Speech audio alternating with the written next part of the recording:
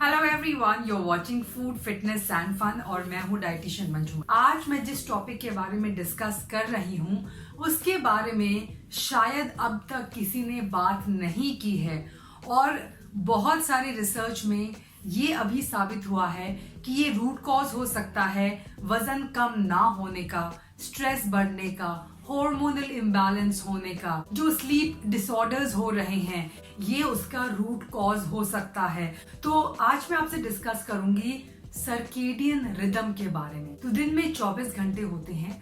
Circadian rhythm के हिसाब से इस पूरे दिन को 2 पार्ट में डिवाइड किया जाता है। सन सेट से लेकर सन राइज तक एक पार्ट होता है। इस सर्केडियन रिदम का हमारी इंटरनल बायोलॉजिकल क्लॉक के साथ मैच होना बहुत जरूरी होता है और ये जो हमारी इंटरनल क्लॉक होती है वो लोकेटेड होती है हमारे सुपीरियर ऑप्टिक नर्व न्यूक्लियस में।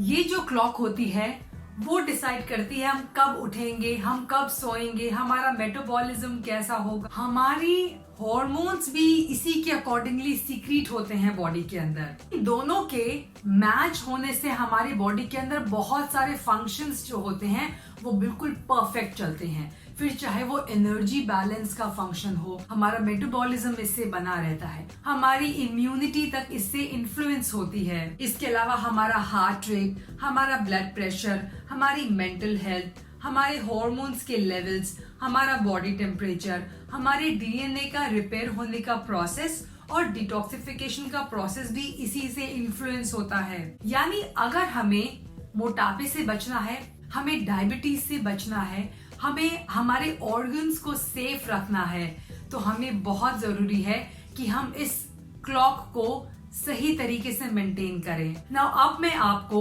हॉर्मोन्स के हिसाब से ये चीजें समझाती हूँ। तो डे में कुछ हॉर्मोन्स होते हैं जो पीक पर होते हैं और नाइट में कुछ ऐसे हॉर्मोन्स होते हैं जो पीक पर होते हैं। तो डे टाइम में इंसुलिन हमारी बॉडी के अंदर हाई होता है। जो भी हम खाना खाते हैं इंसुलिन हार्मोन का काम होता है उस एनर्जी को हमारे सेल्स तक पहुंचाना ताकि हम उसे यूज कर सकें। अगर इंसुलिन ठीक से काम नहीं करता तो हमारी बॉडी के अंदर वो एनर्जी जो है वो यूज नहीं होती, स्टोर हो जाती है, यानी उससे मोटापा बढ़ता है। तो इंसुलिन हार्मोन डे में फंक्शन ठीक से करे, इसके लिए जरूरी है कि हम इस रिदम को फॉलो करें। रात के टाइम पे ग्रोथ हार्मोन काम करता है अच्छी तरह। ग्रोथ हार्मोन हमारी ग्रोथ के लिए रिस्पॉन्सिबल है, उसे यूथ हार्मोन भी कहते हैं।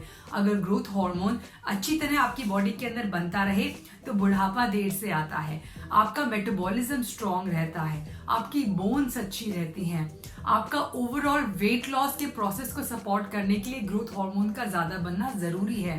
डे टाइम में कॉर्टिसोल हार्मोन भी ज्यादा बनता है। कॉर्टिसोल हार्मोन जो होता है वो वैसे तो स्ट्रेस हार्मोन होता है, लेकिन इसके बहुत सारे और भी फंक्शन होते हैं, जैसे कि हमें उठाने का काम। ये हेल्प करता है कि हमारी बॉडी के अंदर शुगर का मेटाबॉलिज्म, प्रोटीन का मेटाबॉलिज्म, फैट का मेटाबॉलिज्म अच्छा हो। ये मॉर्निंग में पीक पर होता है और दिन में धीरे धीरे ये डिक्लाइन होने लगता है और रात में इसका लोअर डाउन होना बहुत जरूरी है ताकि मेलेटोनिन बने रात में, जो हमें काम फील कराए, जो हमें अच्छी नींद में हेल्प करे। सो जब हम ये क्लॉक फॉलो नहीं करते हैं, हम कैसे नहीं करते हैं clock follow? Now day time में जरूरी है कि हम इंटरमिटेंट फास्टिंग करें, यानी जब सूरज निकले तब खाना शुरू करें और जब सूरज ढल जाए तो खाना बंद करके सोने की तैयारी करें, यानी वाइंड अप प्रोसेस अपना स्टार्ट करें।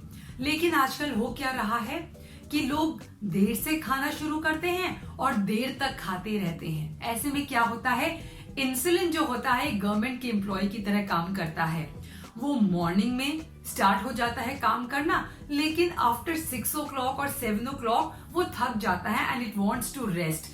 लेकिन अगर आप उसे लॉन्ग आवर्स में काम कराएंगे तो वो काम चोरी करेगा। जब इंसुलिन काम चोरी करता है तो क्या होगा कि आप जो खाना खा रहे हैं, स्पेशली जो कार्ब की मील ले रहे हैं रात में, उसे वो ठीक से प्रोसेस नहीं करेगा। वो थोड़ी सी एनर्जी सेल में पहुंचाएगा और बाकी का जो आपका एनर्जी है वो फैट स्टोर में स्टोर हो जाएगा।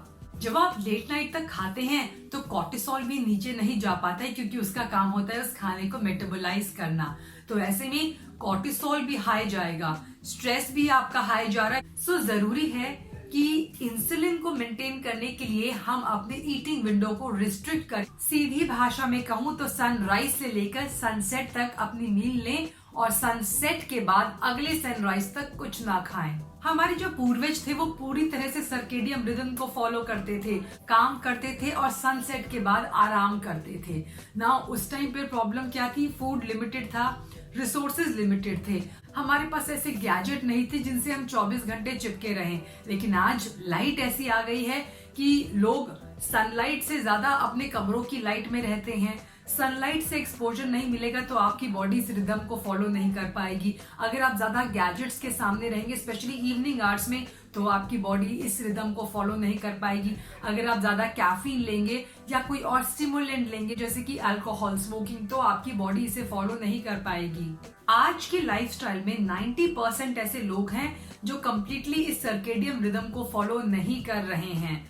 6-7 बजे के बाद आपको अपना जो स्क्रीन टाइम है वो भी बहुत कम कर देना चाहिए, लेकिन लोग बिल्कुल बेड टाइम तक स्क्रीन से चिपके रहते हैं। क्या नुकसान आपको हो सकता है अगर आप इस सर्केडियन रिदम को फॉलो नहीं करते? नंबर 1, आपके ऑर्गन्स के फंक्शनिंग पर इससे इफेक्ट होगा। नंबर 2, वेट गेन के पूरे चांसेस हैं, स्पेशली बेली के आसपास, यानी बेली फैट इससे बढ़ता है। कार्डियोवास्कुलर सिस्टम पे इफेक्ट पड़ता है, आपके मेटाबॉलिज्म पे इफेक्ट पड़ता है, आपकी गैस्ट्रो इंटेस्टाइनल सिस्टम पे इफेक्ट पड़ता है, आपकी स्किन पे, आपकी हेयर की हेल्थ पे फर्क पड़ता है और सबसे बड़ा आपकी मेंटल हेल्थ पे इससे फर्क पड़ता है। आपको इससे memory issue, belly fat, lack of energy, आपकी वुंड्स को हील होने में, चोट अगर आपको कोई लग जाती है तो उसके हील होने में आपको ज्यादा टाइम लगेगा। फीमेल्स में इस चीज से इफेक्ट पड़ता है उनकी फर्टिलिटी पर, उनकी हॉर्मोन्स की साइकिल पर। इससे डाइजेस्टिव इश्यूज होते हैं, बाउल मूवमेंट्स में प्रॉब्लम होती है और आपकी बॉडी का टेम्परेचर भी शिफ्ट हो जाता है। कोई ईटिंग टाइम नहीं है, कोई फिक्स विंडो नहीं है, इसीलिए मैं इंटरमिटेंट फास्टिंग करने को कहती हूँ ताकि एक विंडो फिक्स हो। एटलीस्ट 12 घंटे आपको फास्ट रखना चाहिए दिन में। अगर आपने लास्ट मील 8 बजे खाई है तो मॉर्निंग के 8 बजे तक कुछ ना खाएं। हो सके तो इस विंडो को और छोटा कर दें, 14 घंटे का ब्रेक लें खाने से और सिर्फ 10 घंटे खाएं। इंटरमिटेंट फास्टिंग 16-8 का होता है, वो थोड़ा सा हार्श हो जाता है, स्पेशली अगर मैं फीमेल्स की बात करूं तो। दूसरा, लेट नाइट्स की जो शिफ्ट होती हैं उनसे भी फर्क पड़ता है। आपको लेट नाइट तक काम करना पड़ता है, घर आके आप लेट नाइट मील्स कंज्यूम करते हैं। नेक्स्ट इज मेडिकेशंस कुछ ऐसी होती हैं जिससे आपकी सर्केडियन रिदम बिगड़ जाती है, स्ट्रेस की वजह से ये बिगड़ती है। अगर आपका कोई रूटीन नहीं है फिक्स्ड ईटिंग का, अगर आपका कोई स्लीपिंग रूटीन नहीं है फिक्स्ड, उससे भी इस पर फर्क पड़ता है।